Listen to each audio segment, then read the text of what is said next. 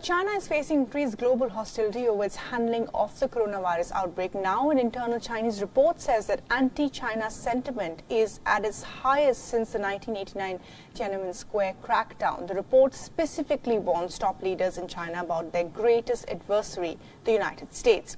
The report was drawn up by the China Institute of Contemporary International Relations. It is a think tank affiliated with the Ministry of State Security, China's top intelligence body.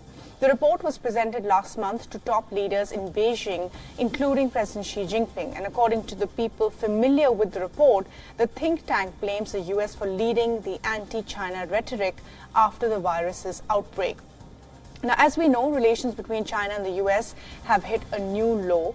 And taking into account the growing force of the anti-China rhetoric, the report has even asked the top Chinese leaders to be prepared for an armed confrontation.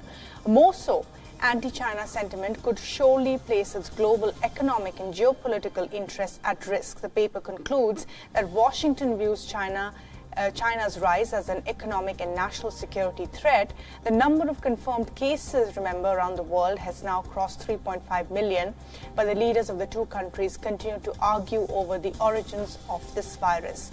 Yesterday, the US Secretary of State Mike Pompeo, as we just said, asserted that there was significant evidence to show that the virus came from a Wuhan lab. In response, the Chinese state media called him insane. The blame game began with the US President Donald Trump accusing China of covering up the virus's outbreak. But Beijing has repeatedly denied that it covered the extent or severity of the virus.